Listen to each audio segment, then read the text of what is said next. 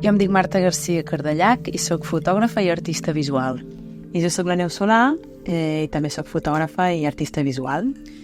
Juntes hem fet el projecte Roseta, una memòria en resistència, que es pot veure al Centre d'Art La Panera de Lleida com a resultat de la beca d'investigació del mateix espai en col·laboració amb el Centre d'Art i Natura de Farrera.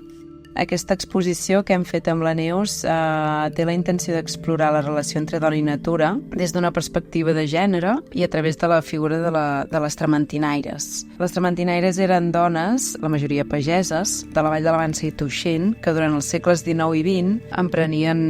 llargs viatges per tot Catalunya, els quals duraven 2 o 3 mesos, per vendre plantes medicinals i així poder sobreviure. La nostra recerca ha estat feta en 2 etapes. Una primera etapa que vam fer a la vall de la Vansa i Tuixén, que era la part més documental, i que la vam fer entrevistant testimonis vinculats de forma directa amb el món trementinaire, com ara familiars, historiadors i el Museu de les Trementinaires, que ha fet una tasca molt important a nivell de recopilació d'informació. Després també vam fer una segona part de residència, que és la que vam fer a Farrera, al Centre d'Art i Natura, on van desenvolupar la part de ficció, ja que allà no hi havia trementinaires, però sí que ens va servir per recrear l'univers trementinaire i explorar la relació entre l'home i la natura. Gràcies als testimonis amb qui hem parlat, ens hem adonat que el fet de que aquestes dones estiguessin inscrites amb l'arribada de la industrialització, és a dir, en un moment de canvi, fa que la figura de la trementinaire ens faci parlar d'altres temes i de mirar-la d'una manera més complexa. D'aquesta manera hem vist que el context històric condiciona el significat de la trementinaire, com per exemple de veure com algú vergonyós, que era una mica la imatge que desprenia a l'època més tradicional, a un referent d'empoderament que correspondria a una mirada més contemporània i més romantitzada. Explorar la trementinaire des d'una perspectiva de gènere ens ha obert un ventall de temes molt diversos que van des de l'absència de la mare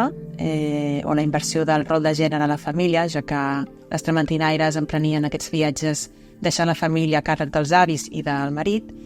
i també la relació amb les bruixes o la relació que tenim ara amb la natura, que passa per un sentiment de nostàlgia, de buscar alguna cosa perduda o reconnectar amb la terra d'una forma més romàntica. El nom de Roseta respon a un personatge de ficció que conté la veu de totes aquestes dones i ens serveix com a arquetip per parlar de tots aquests temes, per qüestionar el moment present i també pensar cap on volem anar. Com a forma de contextualitzar aquesta mirada, nosaltres hem utilitzat el llenguatge de la fotografia, la recopilació d'arxiu fotogràfic, el vídeo, que ens ha permès integrar tota aquesta part més mística i de la relació amb la bruixa de la trementinaire, i també